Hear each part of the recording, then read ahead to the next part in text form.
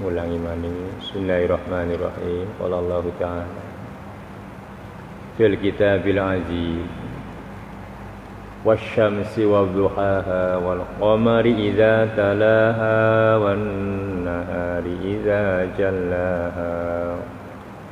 Wasyamsi demi matahari. Allah harus dimuraqabai biar kerasa betul lah badan. Ya sebatas telinga mendengar, tetapi hati yang mendengar itu yang di dalam.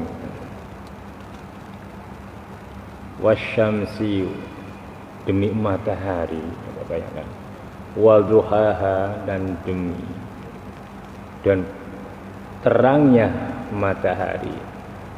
Jadi duha itu masa bangunnya matahari sepenggalan di atas atap rumah ini. Padang-padang yang jagat, mulai terang-terangnya alam ketika muncul matahari di saat duha itu. Nah, saat itulah sebetulnya bagi seorang mukmin itu menakjubkan gauh akan kekuasaan Allah. Cuma jarang itu. Kecuali ahli sholatul lail itu terasa benar menyaksikan di masa duha itu. Karena ahli sholatul lail itu wis dadi sampai sholat subuh, sholat malam itu bagusnya jam 4. Lebih baik ditambah waktu ini. Bagus minhu qul auzid alaihi. Nambahi waktu sampai jam 4 sholat subuh aja turu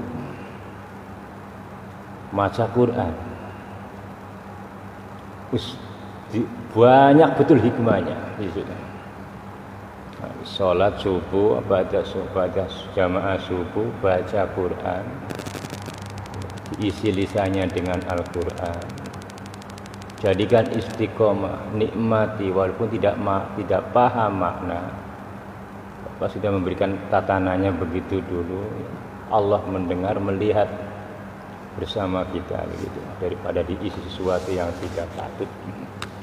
Dibacakan Quran, fadilahnya besok di masa ajal datang atau di masa tua itu tidak punya pikun. Orang ahli baca Quran, paham makna dan tidak paham makna. Sahabat ahli menghilangkan kepikunan, orang pikun. Wong pikun bahaya, gampang ditipu-tipu. Banyak lagi fadilahnya daripada itu. Terus wal qamari idza talaha dan demi rembulan idza talaha apabila mengikut rembulan itu terhadap haknya kembali dominnya kepada matahari terhadap samsun. Jadi matahari itu bulan itu mengikuti matahari. Dia di belakangnya matahari. Kalau di depannya matahari terangnya bukan main. Karena posisi bulan di belakang matahari maka terjadi begitu. Setiap kurun waktunya matahari mengitari bulan terjadi gerhana itu berapa? Ya, jauh lah begitu. Tapi kalau gerhana bulan tidak lama. Karena memang posisinya di belakang matahari. Makanya tidak terlalu begitu. Nah di belakang aja begitu indah, tapi kayak apa ya gitu tidak ngerti lah. Itu rahasianya Allah. Matahari di belakangnya, bulan di belakangnya matahari. Ketika matahari terang benderang, matahari purnama itu, pas posisinya mungkin lurus dengan matahari tanggal 15. Ya itu kayak apa kan? Kan kelihatannya bulannya, bukan kelihatan mataharinya itu ya Allah. Ya Allah, ya samalah dengan datarnya alam ini Tuhan. Nah, kita terapung, bumi ini terapung, tapi tidak terasa mengapung begitu.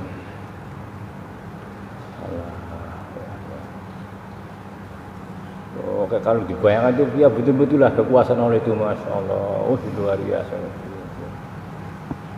Ini di matahari. Apa yang kita lihat, Mas, sebatas apa yang dilihat begitu luar biasanya. Apalagi yang lain-lain, apalagi bicara akhirat, Masya Allah begitu. Tapi kalau ditafakuri ya nikmat itu semakin cinta kepada Allah, semakin takut, semakin dekat, dan semakin mengagungkan Allah. Jadi timbulnya mengagungkan itu nanti efeknya itu bisa takut begitu. Lanjut, qala Allah Ta'ala, wan nahari idza jallaha, dan demi siang idza jallaha, tatkala muncul siang itu untuk melahirkan nahar itu, siang itu melahirkan apa? Matahari.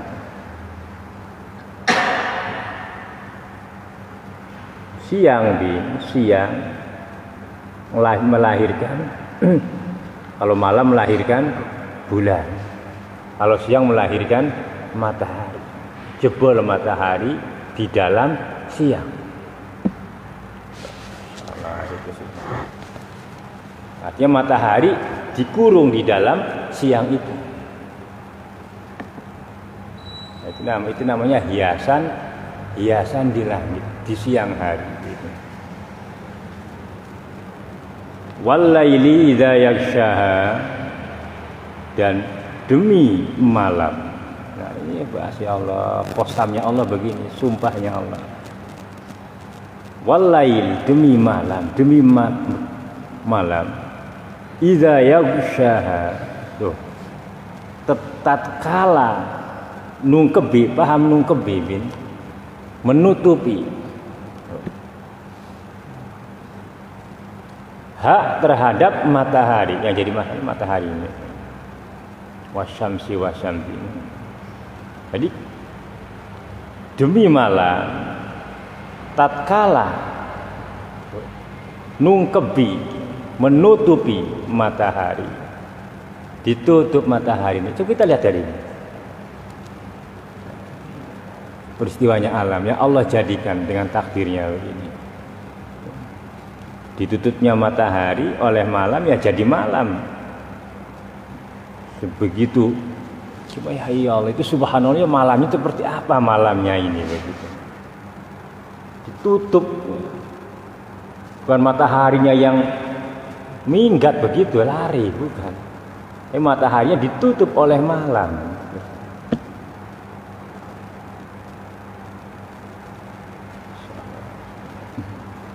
Was-samaa'i wa ma banaha, dan demi langit. Wa ma banaha, menghadirkan apa langit itu. Was-samaa'i wa ma banaha, dan demi langit. Wa ma banaha, dan dijadikannya oleh zat terhadap langit itu. Nanti di surat apa itu? Ketika Nabi disuruh melihat langit, dilihat lagi. Terus, tidak bisa ya Allah, kembalikan kau lihat lagi, tidak bisa. Sampai merasakan hina mata ini. Langit aja tidak bisa dilihat, apalagi alam kuburan.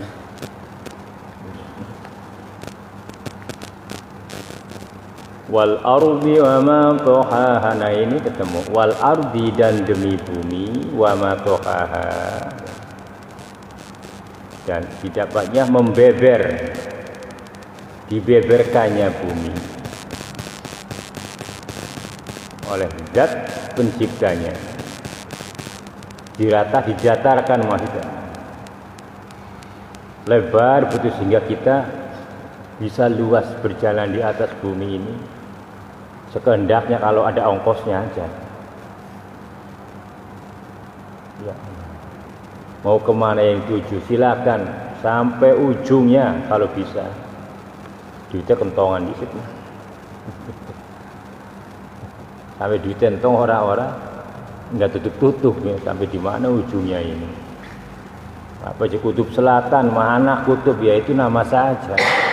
Bukan ujungnya bumi itu. Dengan kutub utara. Silakan jelajah sampai ujungnya begitu. Ketemu-temu alam dedemitnya. Karena selama ini belum ada yang menemukan ujungnya bumi itu di mana. Nggak ada.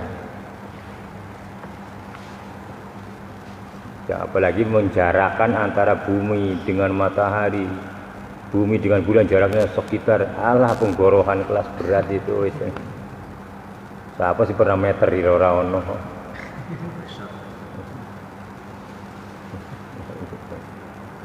Allahu Akbar. Wa nafsi wa ma sawaha, wa nafsi dan demi awak-awakan nafas atau badan. Wa ma sawaha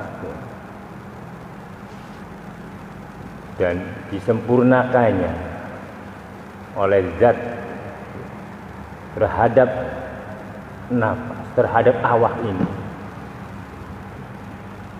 Ya awak dohir, ya awak batin, sempurnalah semuanya oleh Allah. Makanya dinamakan kalimahnya pakai nafas. Wa nafsin, maknanya sudah sempurna. Karena nafas itu sudah menjadi wadahnya. Wadah, engkau durut. Hari ini ilmu akhirat engkau durut. Sir, wadah, sir iki, wadah nafas. Wadah ini, wadah ini kan begitu. Wadah yang ngerasa, nah wadah yang nafas, awak gitu. Makanya nafas itu sudah lengkap maknanya, sudah disempurnakannya oleh Allah dalam bentuk wujud manusia, awak-awakan, dan disitulah kandungan berbagai macam rahasianya Allah ada di dalam nafas itu. Makanya wana ulama dan demi awak-awakan disempurnakannya oleh zat terhadap sempurna ini itu rahasia demi rahasia terungkapnya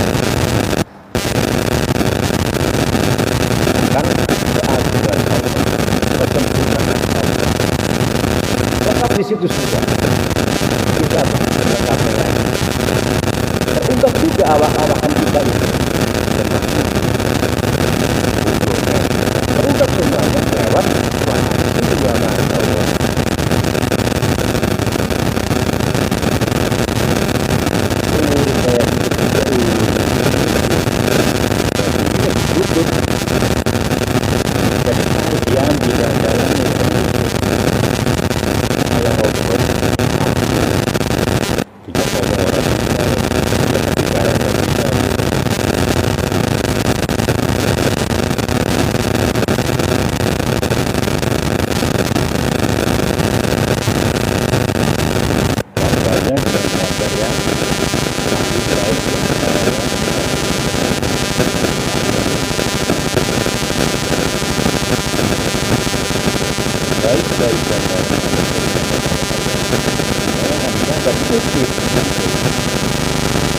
Ya Allah, asalnya siapa?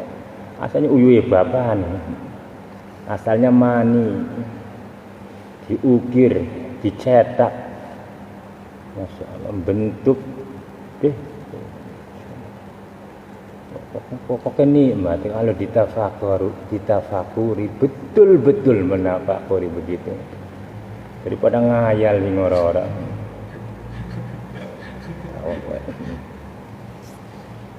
Untuk mentafakuri kita sebagai makhluk ciptaan Allah yang cukup sempurna. Masih dengan mentafakuri itu sampai kita itu kepada Allah itu sampai. Artinya di dalam tafakur itu menjadi mutolaah kita dengan Allah dalam kesendiriannya, sholat duduk di tengah malam, bersila, duduknya kelek, gape gimana? Obatnya hati, jadi obatnya hati, betul-betul wa nafsi wa ma sawaha. Ayah monggo dipikir.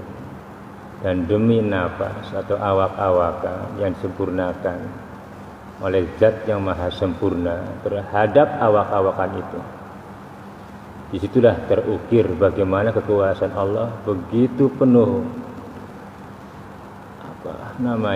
dohir, begitu maha ghaib. Ghaibnya Allah tak bisa ditembus. Dohirnya Allah ya betul-betul nyata kedohirannya. Apa ya, ini kita sudah dohirnya Allah. Loh, kamu kan bukan Allah. Iya, tapi ini wujud bukti kedohirannya Allah mendohirkan. Kan Allah mencegah untuk dipandang. Kalau Allah dilihat, wah ya bukan maha suci, bukan maha ghaib, bukan latif, halus, lunak.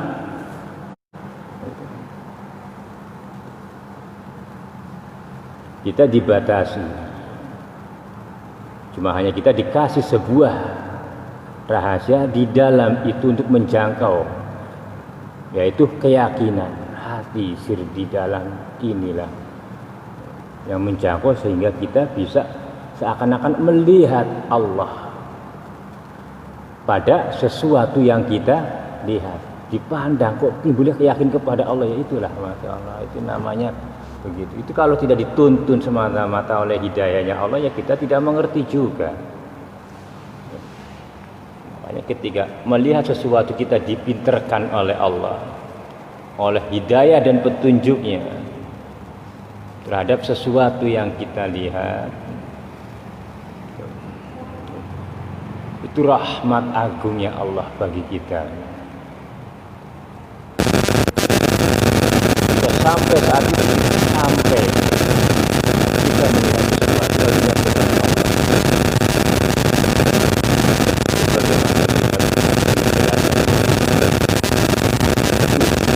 pahalanya sama dan ibadah dengan orang awam 7 tahun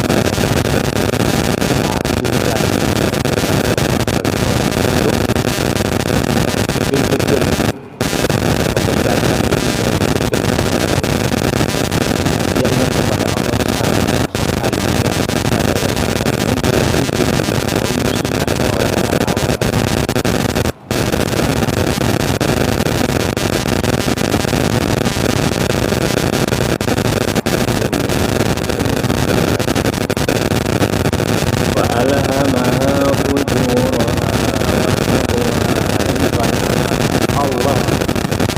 disempurnakan wa nafsi wa masawaha, dibentuk jasad, dibentuk sempurna sudah hidup, wa alhamaha fujuraha wa taqwa.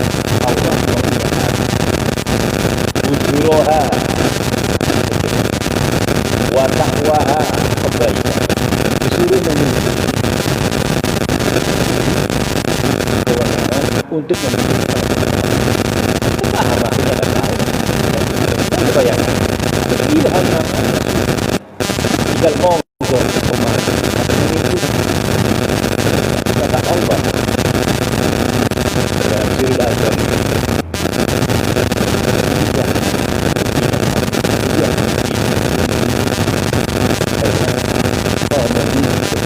menolak kebaikan dan keburukan yang ada di dunia itu tidak pernah sekali-kali semuanya yang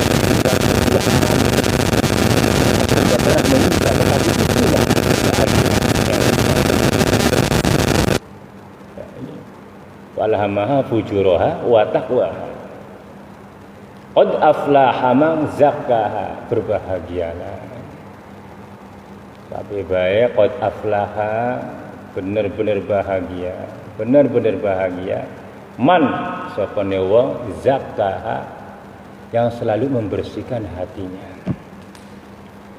untuk mensucikan Allah. Hakikatnya membersihkan hati, menjauhkan hasud, syirik, dengki, itu mensucikan Allah. Karena ingat itu dengan hati. Nek hatinya suci, bersih, ya insyaallah. Nah, begitu. Maka terus bahagia. Coba aja bayangkan, gimana enggak bahagia? Ya tidak ada penyakit. Ya. Berarti sakit. Iri itu sakit, dengki itu sakit, takabur itu sakit. Takabur itu sakit, biar ngaku besar, biar aku paling hebat di sini. Loh, ketika ada yang disentil, alah, cemeng, sakit. Besar mulutnya aja. Yo kan sakit. Coba dibersihkan dari perasaan kayak begitu, alah enggak urus ya.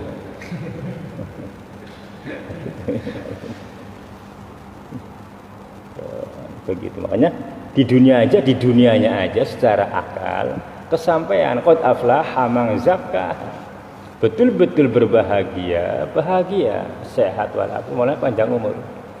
Ya Nabi lah begitu, patokannya begitu. Dan sebagian ada yang mendapat keberkahannya begitu, orang-orang yang cuek dengan sesuatu bagi pribadi orang lain, tapi bukan berarti tidak peduli. Peduli kalau dengan kebaikan bagus. Gitu. Tapi yang terutama ya itulah kita usaha untuk membersihkan diri. Dan itulah hakikatnya yusabbihu bihamdi. Mensucikan Allah dan memuji Allah itu dengan cara membersihkan jiwa. Namanya tazkiyatun nafs, dibersihkan hatinya demi untuk memuliakan Allah. Ndak bakalan bisa hati yang kotor sampai kepada Allah, bisa enggak? Ndak bisa. Atau hati yang terisi dengan yang lain ndak bisa. Allahu Akbar. Aduh ya. Apel maning. Ya kan dirubet ya. Coba pasrah sudah ya Allah, waktunya apel ya.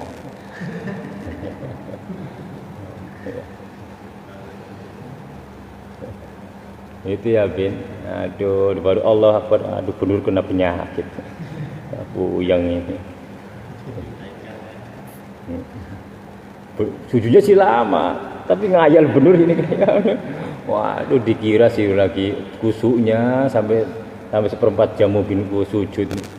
Tapi sujudnya ya sujud gemblung itu kan. Jangan dipikirin gini, mati sendiri. Wa qad khaba man dassaha, sebaliknya begitu. Wa qad, dan betul-betul khaba, rugi, man utawi sapane wong, siapa orangnya, dassaha tuh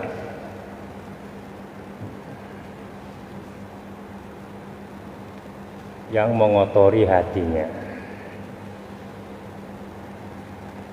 Rugi ya, sakit ya. Tapi enggak gimana enggak rugi, pakaiannya wong dipikiri. Kayaknya orang, nasibnya orang, gitu. Selama Masya Allah sakit ya. Itulah penyakit-penyakit yang ditimbulkan oleh setan begitu. Penyakitnya setan. Asli awalnya dari takabur dulu. Penyakit itu awalnya dari takabur, sombong dulu. Bibitnya itu, kalau udah sombong, tidak mau dilecehkan, tidak mau direndahkan. Yang aku pinter, kan akibat dia, tapi bibitnya itu sombong dulu. Makanya sama lil mutakab, sehina-hinanya tempat kembali atau tempat kembalinya orang-orang yang sombong. Ya setan itu sombong ya. Setan mengakui kepada Allah. Setan tunduk kepada Allah secara hakikat gitu. Rasa takaburnya itu begitu dihadapkan dengan perintah karena melihat dohirnya begitu, disuruh sujud, yang dianggapnya dia lebih hina daripada begitulah. Nah itulah takabur itu begitu, akhirnya menganggap orang hina. Nabi Adam dianggapnya lebih hina daripada dia. Kan begitu. Apa? Oh, masih kopral aku sersan itu. Begitu. Selawas ya, gawe konon bae. Sembayang bae ora sugi-sugi kan bener. Sembayang juga nurus. Emang tempat sembayang gue duit ini. Sembayang di dia. Waduh. Nggak usah ilmu macam-macam supaya ngajibin ya. Gitu. Ya begitu, Masya Allah. Wow. Jadi ujungnya takabur dulu, baru efek dari itu macam-macam. Ya hasud, ya drengki, ya ria, kan ingin dipuji takabur itu. Gitu. Lah, waqad khaba mang dasa, dan betul-betul rugi mang dasaha orang yang mengotori, yang tidak membersihkan hatinya, rugi di dunia. Ya kita berusaha lah, pasti ada begitu, karena itu setan terus begitu menerapkan, membuat skenario di dalam hati. Kok ada aja yang begini. Padahal apa sih ini? Kalau dilepas itu ya kita tambah bahagia, cuma mengikatnya itu. Nah ini cerita lain ini sudah.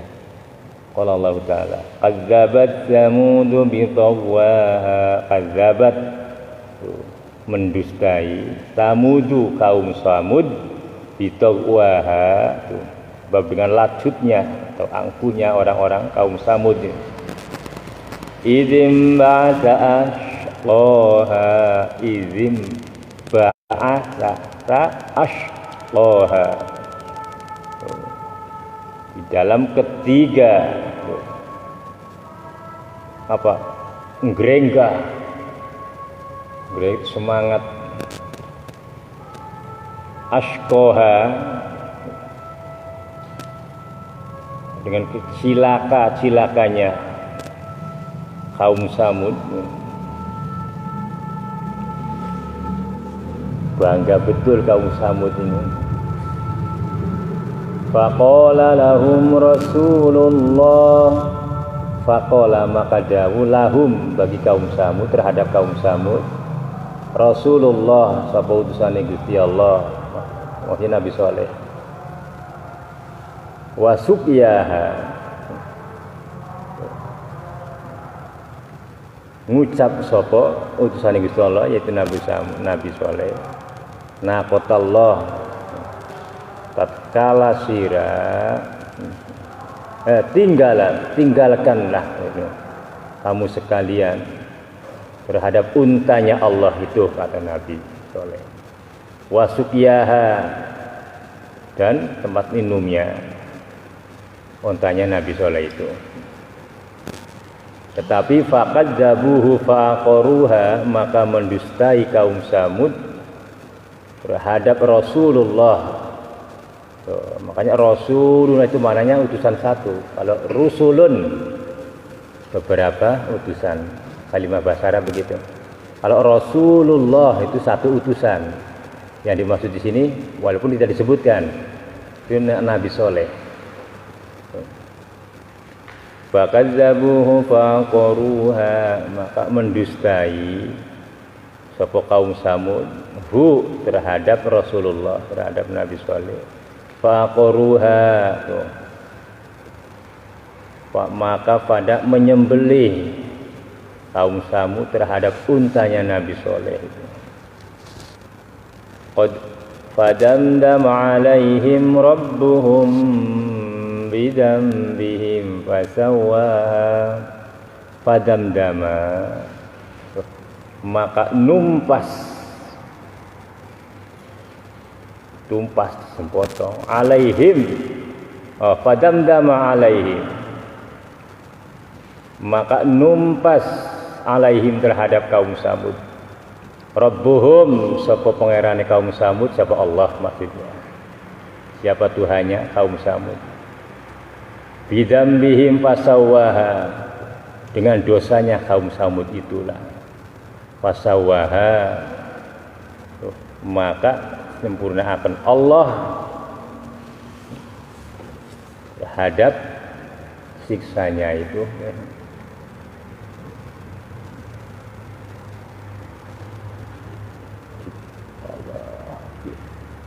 Ini ceritanya ngeri juga.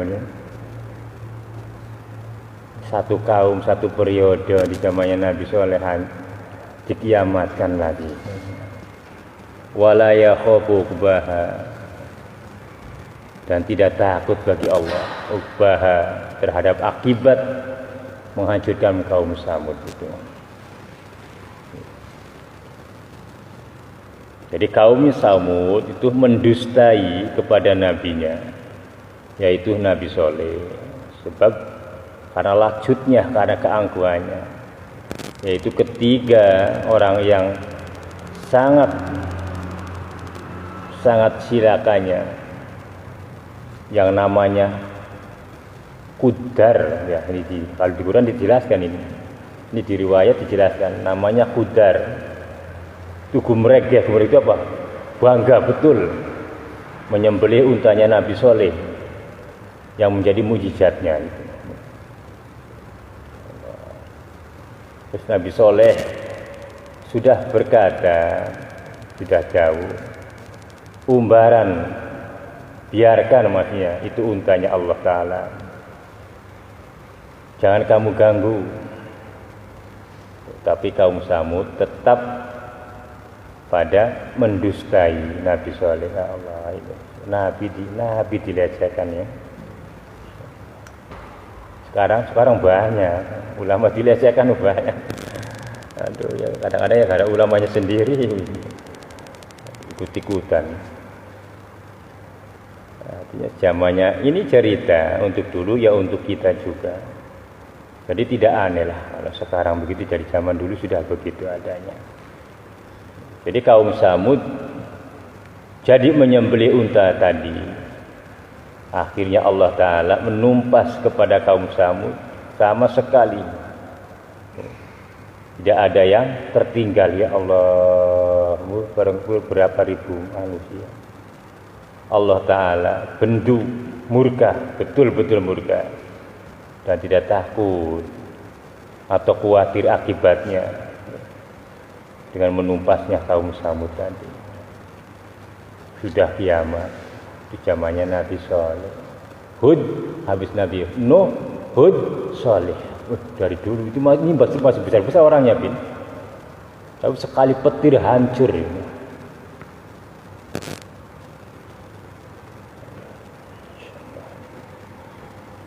Ya untungnya umat Kanjeng Nabi orang bisa, karena umat penutup akhir zaman.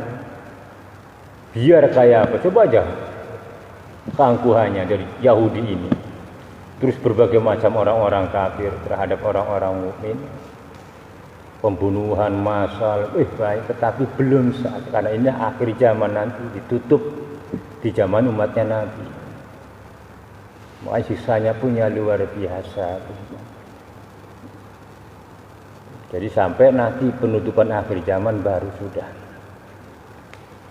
di mana ibu-ibu sudah tidak bisa melahirkan lagi, pohon-pohon sudah tidak berbuah lagi. Zaman abik pasca kiamat, buah wit itu orang berbuah wis. Wong wadon wis orang anak.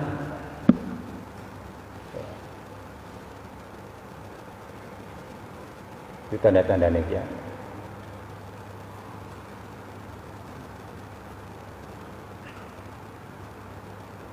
Terus apa? Ingatan wong wis kau wis orang usur duwe perasaan dunia ini mau kiamat itu sudah tidak ada. Diambil ilmunya oleh Allah. Pertama begitu. Jelas tanda-tanda yang jelas di dalam kiamat. Nah kalau sekarang tanggal tahun sekian, jam sekian terjadi kiamat, gemblang, wah nanti, aduh macam-macam ya.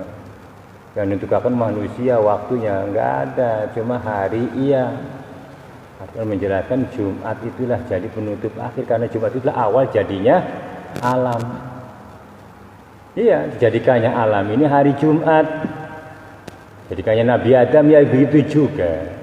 Turunnya Nabi Adam ya begitu juga. Begitu dikumpulkan hari juga begitu juga.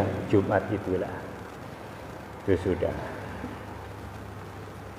disebut sekedar pengetahuan saja begitu. Mudah-mudahan tadi alhamaha fujuraha wa taqwaha, bahwa Allah telah mengilhami kepada kita, gunakanlah untuk memberontak kepada nafsu amarahnya kita. Pilihlah apa yang dikehendaki Allah, apa yang disukai oleh Allah dengan kebaikan, taat kepadanya. Mau paham loh, judi itu haram ya. Paham, judi itu haram, tapi kok kalah begitu? Kenapa? Ya maksudnya begitu. Benar kan Allah mengatakan begitu? Ku ilhami dua perkara, kebaikan dengan keburukan, silahkan kau pilih. Jangan kau katakan itu adalah takdir dariku, kan mengapa? Dalam bab al-insan di surah Atom, ya Allah, ngeri. Enggak bisa manusia nanti menutup kesalahan Allah, enggak bisa. Toh pada akhirnya kita kan punya kemerdekaan. Silakan mau seenaknya, silakan. Begitu. Tetapi keadilan tetap berjalan. Dan itu namanya bukan siksa, tetapi yang kitalah yang menyiksa diri kita sendiri begitu. Seberapapun dosanya akan diadili di sana. Itulah keadilan dan terlihat semua dengan Kitabul Majid. Kitab yang tersimpan rapi itulah yang menyimpan semua amal perbuatan kita. Sedikit pun akan diperlihatkan kebaikan dan keburukannya. Ya Allah, tak kayak apa yang kita sudah lupa loh, di sana diungkap, digambarkan. Jadi jangan macam-macam begitu. Jadi sudahilah semua perkara yang tidak baik. Ayo kita ganti yang kepada yang baik. Mudah-mudahan bisa menutupi yang tidak baiknya, sehingga tertutup semuanya. Toh paling tidak seimbang, satu-satu. Insya Allah kita tinggal selangkah lagi memohon syafaatnya Nabi. Nah itu baru Ashabul Yamin. Kalau sudah 50-50 sudah, insya Allah terangkat kebaikannya lebih ke atas begitu. Nah kalau masih 40 aja banding 60 ya sudah, 10%-nya ini kita masuk dulu. 10% aja Allah. Ya 10%-nya aduh, jangan sombong. Lah gampang 10% Nabi sederet pintar aja. Ya coba aja biar. Hai. 10%-nya mau dicoba ya. 100 tahun digemblongi ya. Digandeni. Coba-coba. Aduh. Ya aduh gitu. Nah itu diukur dari apa? Diukur dari ingat kita kepada Allah. Ingat itulah yang menentukan. Keimanan itulah yang selalu terus menggores, menghancurkan dosa-dosa itu. Ingat kita kepada Allah. Nah intinya kan itu. Ya sholat tidak ingat ya bukan sholat. Nabi sudah mengatakan sholat itu adalah gudangnya amal. Awalu ma yuhasabu as-sholat. Ya wong ngerti kabeh. Tapi pencerahannya seperti apa begitu. Makanya orang itu kalau sholatnya baik, maka akan mencerminkan kebaikan kepada dirinya begitu. Sholatnya karena sholatnya nggak baik-baik, nggak benar-benar, ya begitu-begitu aja. Tidak akan pernah terungkap tentang rahasianya sholat. Jika ingin mendapatkan rahasia ilmu berbagai macam laduni di dalam sholat, ya sholatnya ayo dibenarkan, nanti ada ladun. Ilmu yang tanpa belajar dari bapak kamu ngerti, terbuka di situ di dalam rahasia sholat itu. Insya Allah nanti begitu. Usahakan eling karena supaya kita betul-betul dinamakan sholat, menjenengakan sholat, akimis sholat. Orang tidak pernah mengagungkan Allah, gimana dia akan menjadi orang yang tawadu di dalam hidupnya? Begitu. Ketika dia sujudnya tidak pernah merasakan kehinaan dirinya di hadapan Allah, gimana dia akan merasa hina di hadapan orang? Kalau merasa angkuh terus ini. Cobalah dia begitu ingat di hadapan Allah, kita ngobrol, bermutola'ah, muhadasah di dalam sujud itu. Nangis, kenapa? Tapi jangan nangis gerong-gerong gitu. Nah, di dalam begitu. Nangis mohon ampun kepada Allah. Lalu muraqabah. Segala kelemahan kita, segala kelajutan kita. Ya Allah, betul-betul dosa melulu lah. Dosa melulu kita itu. Di hadapan seharusnya. Nah disitulah. Makanya ada tambahan dalam Fathul itu sajada wajah lillazi khalaqahu wa sawwarahu wa saqqa sam'ihi wa basarihi bi qaulika wa quwwatika wa ahsana tabarakallahu ahsana khaliqin. Itu tambahan doanya dalam sujud. Sungguh mulia. Kau telah membukakan segala pandangan hati dan pendengaranku. Sungguh maha sempurna penuh dengan keberkahan penciptaanmu ya. Di hadapanmu ku terasa dia sungguh sangat hina. Namun dengan keagunganmu kau tutup-tutupi kehinaanku. Kau tutup-tutupi aku sehingga aku tidak terlihat hina.